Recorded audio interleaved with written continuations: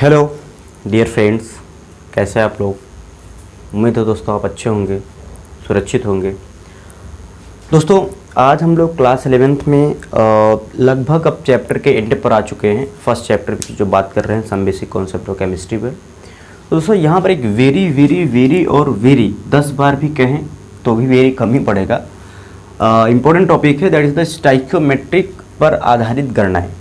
Stoichiometric दोस्तों होता क्या है, इससे पहले वाले वीडियो में हम लोगों ने चर्चा किया हुआ था और मैंने आपको बताने की कोशिश किया था। जैसे हमारे पास ये रिएक्शन है CH4 प्लस O2, ये बनाता है CO2 प्लस H2। दोस्तों यहाँ पर यह रिएक्शन बैलेंस्ड नहीं है। इसको बैलेंस करने के लिए अपन क्या करते हैं, यहाँ पर 2 कर देते हैं और यहाँ पर भी 2 कर देते हैं। तो मैंने आपको बताया था कि किसी भी अणु के आगे जो भी संख्याएं हमको दिखती हैं वही स्टाइकियोमेट्रिक कोफिशिएंट या इन्हीं को हम लोग रस समीकरण मिति गुणांक के नाम से जानते हैं। इन्हीं को स्टाइकियोमेट्रिक कोफिशिएंट या रस समीकरण मिति गुणांक कहा जाता है। ठीक बात दोस्तों, ये हमको बिल्कुल ही ध्यान रखना है।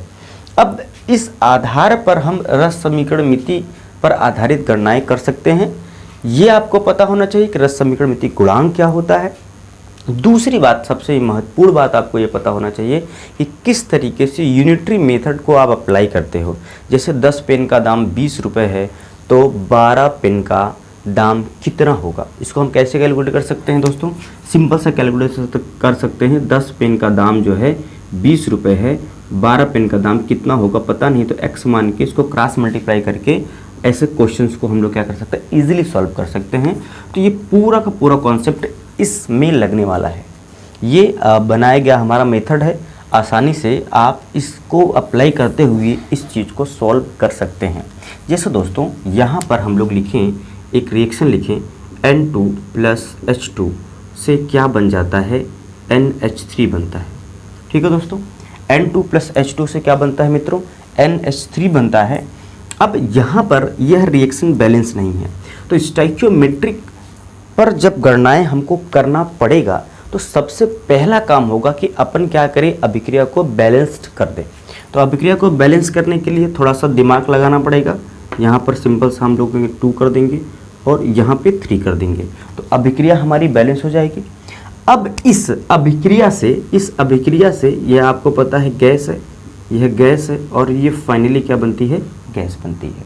ठीक एक अभिक्रिया मैं और लिख रहा हूँ आपके लिए, ये लिख रहा हूँ CaCO3 से दोस्तों बनता है CaO प्लस CO2। यहाँ पर ये सॉलिड है, कैल्शियम ऑक्साइड भी सॉलिड है और ये क्या है, गैस है। ठीक है, ये रिएक्शन ऑलरेडी बैलेंस्ड है, इसमें किसी भी तरह का बैलेंसिंग की ज़रूरत नहीं है। इन दोनों समीकरणों से हमको ध्यान रखना है कि क्या क्या इन्फॉर्मेशन मिल सकती है। उसी इन्फॉर्मेशन की बात करेंगे रस समीकरण मिति गुणांक को लेते हुए, ताकि हमारी स्टाइकियोमेट्रिक पर गणनाएं आसान हो जाए। ध्यान से समझिएगा दोस्तों कि मैं पहली बात कर रहा हूँ कि इसका 1 अणु, इसका 3 अणु और इसका 2 अणु। क्या मैं बोल सकता हूँ, कोफिशिएंट के आधार पे मैं बात कर रहा हूँ। इसका 1 अणु, इसका 3 अणु, इसका 2 अणु बन रहा है। मतलब इसका 1 अणु इसके 3 अणु से अभिक्रिया करके इसका 2 अणु का निर्माण कर रहा है। इसका 1 अणु इसका 3 अणु आपस में अभिक्रिया करके इसके 2 अणु का निर्माण कर रहा है। यहाँ पर इसका 1 अणु विखंडित होकर, 1 अणु क्या हो रहा है, विखंडित होकर 1 अणु कैल्शियम ऑक्साइड और 1 अणु CO2 का बना रहा है। पहला इन्फॉर्मेशन हो गया। दूसरा इन्फॉर्मेशन ये गैसीय नाइट्रोजन और हाइड्रोजन मिलकर गैसीय अमोनिया का निर्माण कर रहे हैं। यहाँ पर भी आप वही बात को बता सकते हो कि किस तरीके से सॉलिड और गैस में परिवर्तित हो रहा है। दूसरा जो पॉइंट मैं बात करूँ, इस अणु को मोल में कन्वर्ट कर सकते हैं। इस अणु को हम लोग क्या कर सकते हैं, मोल में कन्वर्ट कर सकते हैं कि इसका 1 मोल, ध्यान से समझिएगा बात दोस्तों, इसका 1 मोल इसके 3 मोल के साथ अभिक्रिया करके इसके 2 मोल का निर्माण कर रहा है। यहाँ पर इसका 1 मोल टूट के इसका 1 मोल और इसका 1 मोल बना रहा है। ये बातें हम लोगों को बिल्कुल समझ में आ रही है दोस्तों, ठीक है। चलो सही बात। तो यहाँ पर हम इसके कोफिशिएंट के रस समीकरण गुणांक के आधार पर ये मैं बात कर रहा हूँ आपसे कि इसका 1 मोल, इसका 3 मोल अभिक्रिया करके इसका 2 मोल बना रहे हैं। अब इसी को अपन यदि ग्राम में कन्वर्ट करना चाहें, क्योंकि आपको पता है मोल बराबर होता है भार बटे अणु भार। यदि इसका 1 मोल है तो यहाँ पर 1 रख देंगे, और इसका अणु भार कितना होगा, नाइट्रोजन का परमाणु भार दोस्तों 14 होता है, तो N2 है तो 14 दूनी 28। इसका जो अणु भार होगा वो कितना 28 होगा, कितना होगा 28 होगा। तो मैंने आपसे कहा था कि आप परमाणु भार याद रखिएगा ताकि आपको अणु भार निकालने में आसानी हो पाए। तो N2 का दोस्तों अणु भार 28 होगा, H2 का अणु भार कितना होगा 2 होगा, NH3 का अणु भार की बात करें तो 17 होगा। ये आप कैलकुलेट कर लीजिएगा। इसकी अणु भार के CaCO3 के अणु भार की बात करें दोस्तों 100 होगा, CaO की बात करें तो कितना होगा 56 होगा, और CO2 के अणु भार की बात करें तो दोस्तों आपके सामने 44 देखने को मिलेगा, 44 देखने को मिलेगा। अब इन सब इंफॉर्मेशन के आधार पे अगर हम इसको ग्राम में कहना चाहूँ तो क्या कहूँगा कि इसका 28 ग्राम, इसका 3 दूनी 6 हाइड्रोजन है तो 6 ग्राम के साथ अभिक्रिया करके इसका एक का कितना मैंने बताया अभी 17, 2 अमोनिया बन रहे हैं तो 34 ग्राम का निर्माण कर रहा है। वापस बोल रहा हूँ दोस्तों मैं, इसका 28 ग्राम, इसके 6 ग्राम से अभिक्रिया करके इसका 34 ग्राम का निर्माण कर रहा है। तो इस समीकरण से हम लोगों को काफ़ी इन्फॉर्मेशन मिली है। पहले क्या मिली है कि इसका 1 अणु, इसके 3 अणु से अभिक्रिया करके इसका 2 अणु बना रहा है, इस तरीके से कह सकते हैं। या अपन बोलेंगे इसका 1 मोल, इसके 3 मोल से अभिक्रिया करके इसका 2 मोल बना रहा है। या अपन इसी बात को इस तरीके से भी बोल सकते हैं कि इसका 28 ग्राम, इसके 6 ग्राम से अभिक्रिया करके इसका 34 ग्राम बना रहा है। तो समीकरण संतुलित होना चाहिए, तभी द्रव्यमान संरक्षण का नियम भी काम करेगा। देखिए इसका 28 और 6 जोड़ेंगे 34, और ये 34 बना हुआ है। तो इन सब चीज़ों से हम क्या ज्ञात कर सकते हैं। मान लीजिए इन सब चीज़ों में कोई एक चीज़ क्या कर दे, आपको मिसिंग कर दे कि जो है 28 ग्राम नाइट्रोजन कितने ग्राम हाइड्रोजन से अभिक्रिया करके 34 ग्राम अमोनिया बनाएगा। तो हम क्या कर सकते हैं, इस तरीके से समीकरण को लिख के इनके बीच रिलेशन निकाल के आसानी से क्या कर सकते हैं दोस्तों, हम लोग आसानी से क्वेश्चन को सॉल्व कर सकते हैं। जैसे मैं यहाँ पे आपके सामने क्वेश्चन ले लेता हूँ। मेरा सवाल आपसे है कि 50 ग्राम CaCO3 से कितना ग्राम CaO प्राप्त होगा, कितना ग्राम CaO प्राप्त होगा। 50 ग्राम CaCO3 से कितना ग्राम CaO प्राप्त होगा, इस बात का दोस्तों हम लोगों को क्या रखना है, ध्यान रखना है। अब हम क्या करेंगे, यहाँ पर हमारे पास समीकरण दिया हुआ है, CaCO3 से CaO प्लस CO2 बनता है। अब इसकी बात नहीं कर रहा है तो हम भी नहीं करेंगे, हम लोग इसकी और इसकी केवल बात करेंगे कि इसका 1 अणु, इससे इसका 1 अणु बनता है, अर्थात इसके 1 मोल से इसका 1 मोल बनता है, अर्थात इसके 1 मोल अर्थात कितना ग्राम, 100 ग्राम। बोलो दोस्तों, इसके 100 ग्राम से कितना बनता है, इसका मैंने आपको निकाला था कितना बनता है, 1 मोल इसका 56 ग्राम।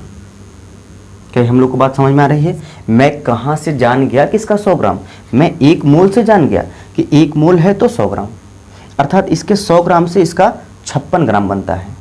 अब आप सोचो कि साहब इसके 100 ग्राम से 56 ग्राम बनता है, तो सवाल में तो सब हमको 50 दिया है, तो 50 ग्राम से कितना ग्राम बनेगा, तो इसका 28, इसका आधा बनेगा। 100 से 56 बना तो 50 से कितना बनेगा, 28 बनेगा, तो x बराबर क्या हो जाएगा 28 ग्राम। देखिए कितने आसानी से स्टोइकियोमेट्रिक पर आधारित गणनाएं हम लोग कर सकते हैं, बहुत आसान है दोस्तों। हम क्या कर सकते हैं, बस समीकरण को बैलेंस स्थिति में रखना है और उस समीकरण से मिलने वाले इन्फॉर्मेशन को कलेक्ट करना है, और उस इन्फॉर्मेशन की सहायता से हमको क्या कर सकते हैं दोस्तों, किसी भी क्वेश्चंस को सॉल्व कर सकते हैं। किसी भी क्वेश्चन को हम क्या कर सकते हैं दोस्तों, सॉल्व कर सकते हैं। जैसे मैं यहाँ पर आपके सामने एक सवाल दे दूँ और मैं कहूँ कि मुझे क्या करना है, मुझे लैब में 1000 ग्राम क्या करना है, अमोनिया बनाना है।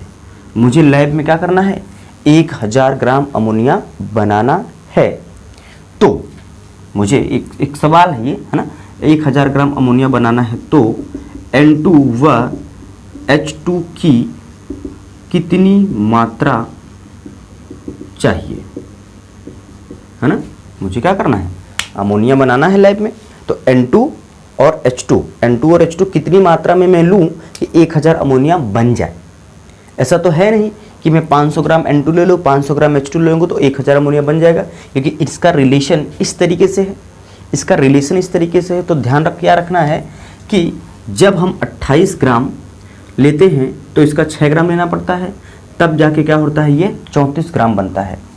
अब आपको क्या रखना है, दोनों के रिस्पेक्ट में पहले क्या करना है, कैलकुलेशन करना है कि इसका हम लोग 28 ग्राम लेते हैं तो इसका बनता है दोस्तों 34 ग्राम। इसका अपन क्या करते हैं, 28 ग्राम लेते हैं तो इसका बनता है 34 ग्राम। तो इसका 1000 ग्राम बनाना है ना, इसका 1000 ग्राम बनाना है तो इसका कितना ग्राम लेना पड़ेगा, कैलकुलेट कर सकते हैं। 28 ग्राम लेते हैं दोस्तों तो 34 ग्राम बनता है, तो कितना ग्राम लेंगे कि 100 ग्राम बनेगा। एक बार इसका कैलकुलेशन करेंगे और एक बार हम लोग हाइड्रोजन का कैलकुलेशन करेंगे। ठीक, चलो तो यहाँ पे ये गुणा हो जाएगा, तो 1000 गुणे 28 बटे 34 हो जाएगा। इसको कैलकुलेट कर लेंगे, जो आ जाएगा उतना ग्राम क्या हो जाएगा, उतना ग्राम N2 हो जाएगा, मतलब नाइट्रोजन हो जाएगा। इसके बाद हम क्या करेंगे, सिंपली दोस्तों ये तो हम किसका निकल गया, N2 का, H2 का निकालने के लिए फिर से इसका रिलेशन लेंगे कि 6 ग्राम लेते हैं तो इसका 34 ग्राम बनता है। तो कितना ग्राम लेंगे कि इसका 1000 ग्राम बनेगा, कितना ग्राम लेंगे कि इसका 1000 ग्राम बनेगा। तो सिंपली हम क्या कर सकते हैं, मल्टीप्लाई कर सकते हैं। मल्टीप्लाई करके हम दोस्तों क्या कर सकते हैं, इसको सॉल्व कर सकते हैं और यहाँ से आपको मिलेगा x इक्वल टू क्या हो जाएगा, 1000 गुणे 6 बटे क्या हो जाएगा दोस्तों, 34 हो जाएगा। 1000 गुणे 6 बटे क्या हो जाएगा, 34 हो जाएगा। हम इसको सॉल्व कर लेंगे, जो भी आएगा वो ग्राम किसका आ जाएगा, ये H2 के लिए उत्तर आ जाएगा और ये किसके लिए जाएगा, N2 का। मैं इसको डिवाइड नहीं कर रहा हूँ, आप अपना डिवाइड करके देख लीजिएगा।